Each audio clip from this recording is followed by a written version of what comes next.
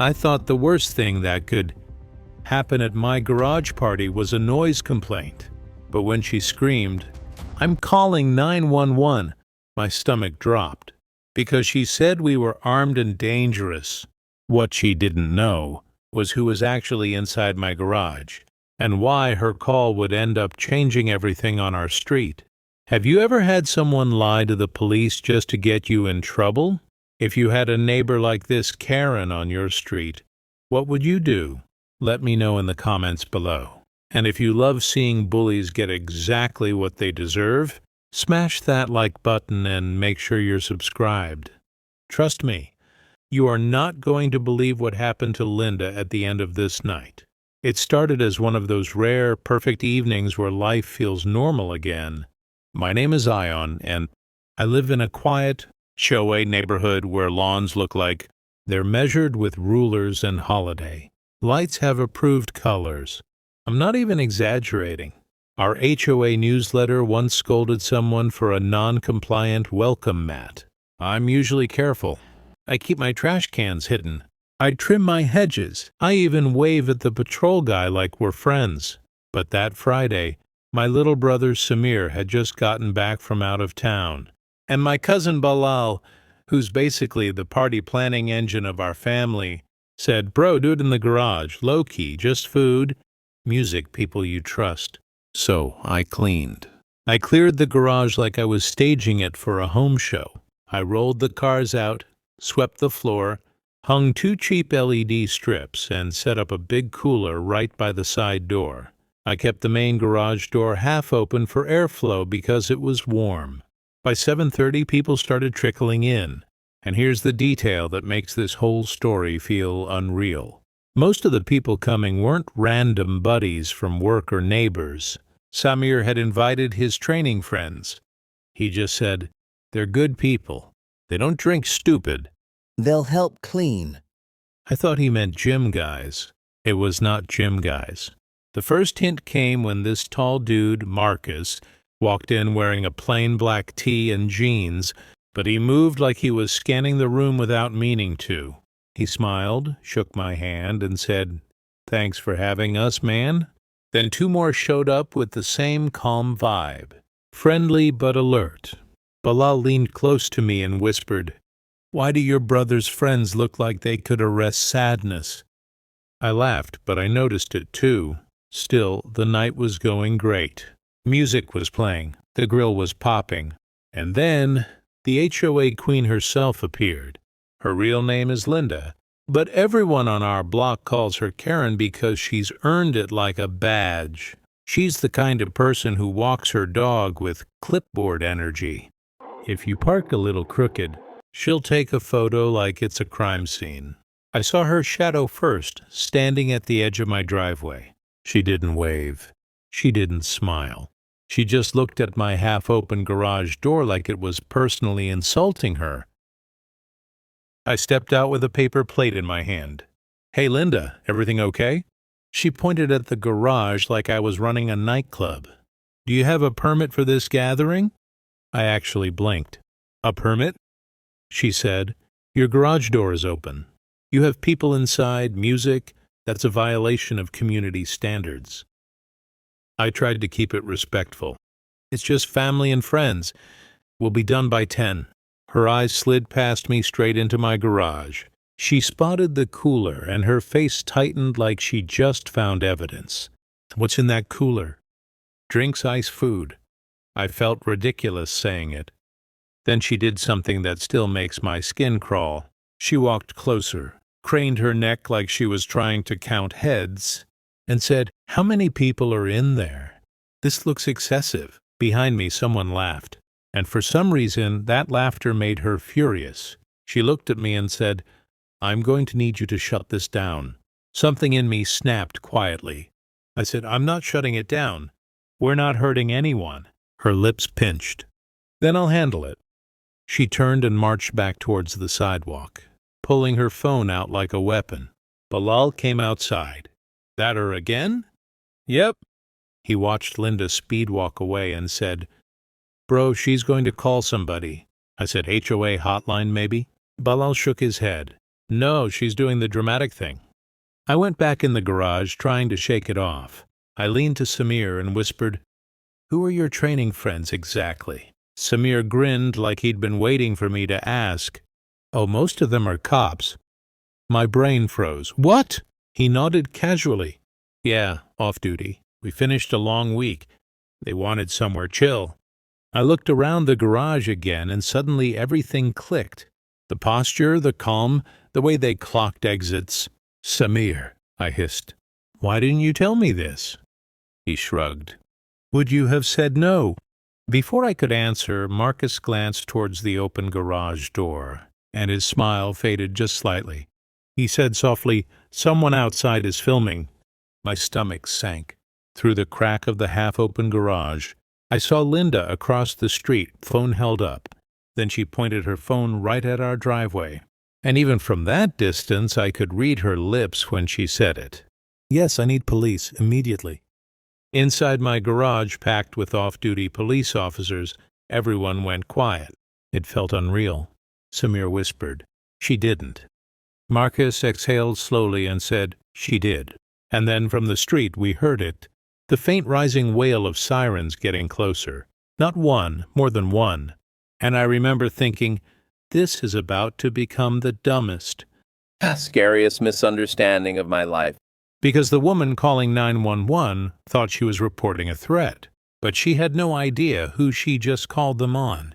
The sirens didn't rush in all at once. They hovered at the edge of hearing. Inside the garage, the energy flipped instantly. Conversation stopped.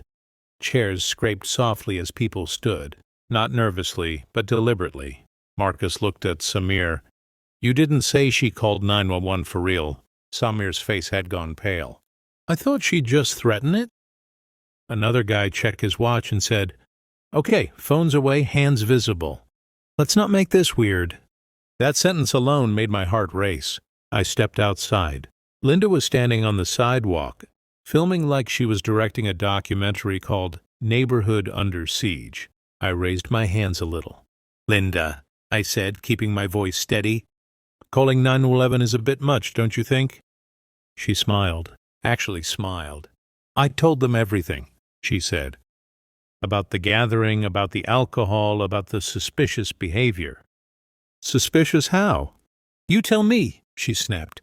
"Why are there so many men in your garage? Why are they watching the street? Why did one shut the door when I walked by? That's not—" "I said armed," she interrupted, louder now. "I said I felt unsafe." That word, unsafe. Neighbors started peeking out from behind curtains. The sirens grew louder. Linda tilted her phone so it was pointed directly at my face. "Smile," she said. "This is for the HOA group chat." Behind me, Marcus stepped just into the doorway, hands open, posture relaxed. "Ma'am," he said calmly, "everything here is fine." She spun on him. "Don't talk to me. I'm not dealing with you people. The police are on their way." Marcus nodded slowly. "Yes, we know." Something about his tone made her pause just for a second, then she doubled down. "I hope you are all ready, because when they get here, I'm telling them exactly what I saw." "What did you see?" I asked. She lifted her chin. Men behaving suspiciously. Possible weapons, an illegal gathering, and an uncooperative homeowner. She said it like she was reading bullet points off a script. I wanted to scream, but she wasn't confused. She was enjoying this. The first police car turned onto our street. Then another. Then another. Red and blue lights flashed across the perfectly trimmed lawns. Linda's smile grew wider with every reflection. "Oh, good," she said softly. "Back up." The cars pulled up fast. Officers stepped out, hands near their belts, eyes scanning. "Everyone inside the garage," one of them shouted. "Keep your hands where we can see them." Inside, every single person obeyed instantly. Hands went up. No hesitation, no arguments. I'd never seen such clean compliance in my life. Linda's head snapped toward the garage. "See?" she said loudly. "Look how guilty they look." One officer approached her. "Ma'am, did you make the call?" "Yes," she said proudly. "I feared for my safety." He nodded. "Okay, we're going to sort this out." Another officer approached me. "Sir, are you the homeowner?" Yes. What's going on tonight? Family and friends, small gathering. He glanced past me into the garage. Really looked this time. His eyes moved from face to face. Then something changed. Not panic, recognition. His posture shifted. Marcus, he said slowly. Marcus lowered his hands just enough to nod. Evening, Jake. Silence hit the street like a dropped glass. Jake blinked. What are you doing here? Barbecue, off duty. Another officer leaned in. Wait, that's Louise, and is that Chen? One by one, names started passing between officers. The tension didn't explode. It evaporated. Radios crackled. Yeah, situation's under control. False alarm.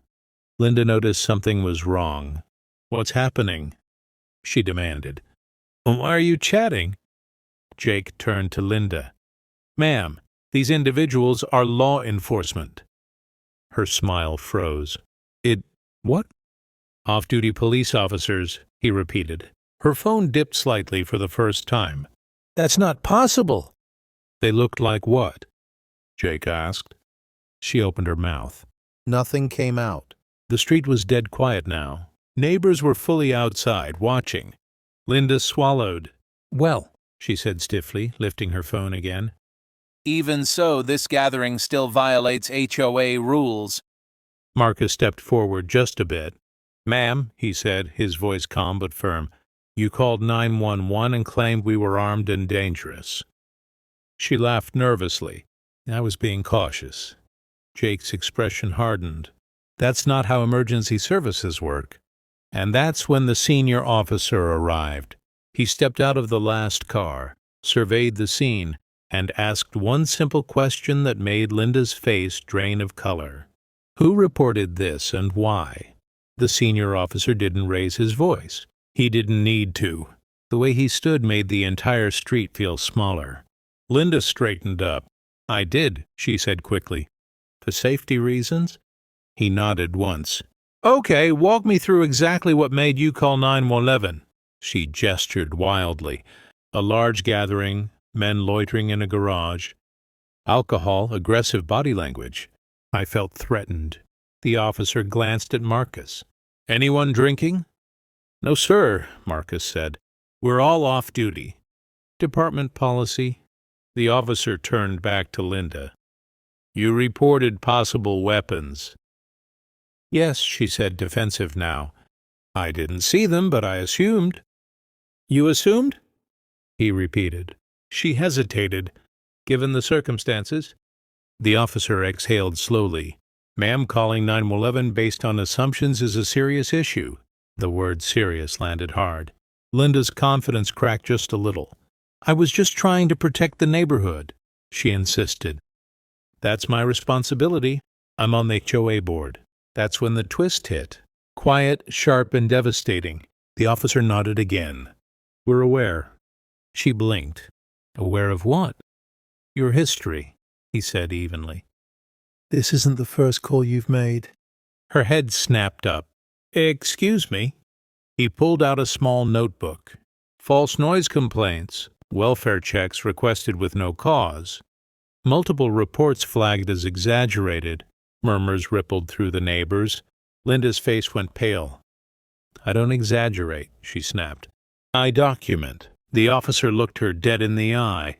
Ma'am, 3 months ago, you reported a suspicious vehicle that belonged to a hospice nurse. 2 weeks ago, you claimed a neighbor was possibly manufacturing drugs because of gardening supplies. Someone behind me whispered, Oh my God. Linda laughed, but it came out thin. So now I'm being punished for being vigilant. No, he said. You're being questioned for misuse of emergency services. That's when everything clicked for me. This wasn't about HOA rules. This was about control. Linda had weaponized fear because it made people back down. Tonight, she thought she'd found another easy target. She hadn't expected witnesses. She definitely hadn't expected badges. The officer turned to me. Sir, has she confronted you before? I nodded.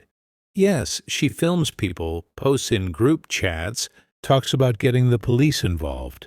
I have every right. Ma'am, please stop. That word please was the last kindness she got. He turned back to his team. I want this documented as a false emergency report. Linda's phone slipped from her fingers and hit the sidewalk. No, you can't do that. I can and I am. Neighbors were openly staring now. One woman muttered, "About time." Linda's shoulders slumped. She tried one final move. What about the HOA violations? The officer looked genuinely puzzled. What violations? The gathering, she said weakly. The garage door. He glanced at me. City ordinance allows private gatherings. HOA issues are civil matters, not 911 calls. Silence. Then he added, and abusing emergency services can result in fines or worse. Linda swallowed hard. She picked up her phone, hands trembling, and for the first time ever she turned the camera off. The officers cleared out slowly. Handshakes were exchanged. Jokes cracked. The street returned to normal, but something fundamental had shifted. Before leaving, the senior officer pulled me aside. "File a complaint," he said quietly. "Tonight helps your case." I nodded. Linda didn't say another word. She walked back to her house without filming, without lecturing, without looking at anyone. The garage party resumed, but calmer. At the end of the night, Marcus raised a soda can and said, "To the quietest police call ever." We laughed, but the real payoff came weeks later. Linda resigned from the HOA board. It turns out once people stopped being afraid, they started talking. And the woman who loved calling. Lovin finally learned what happens when everyone sees the truth at once. If you enjoyed this story, make sure to hit that subscribe button. Every single subscription motivates me to bring you even more exciting and dramatic HOA stories. And don't forget to tap the bell icon so you never miss a new upload. I'll see you in the next story where justice gets even more satisfying.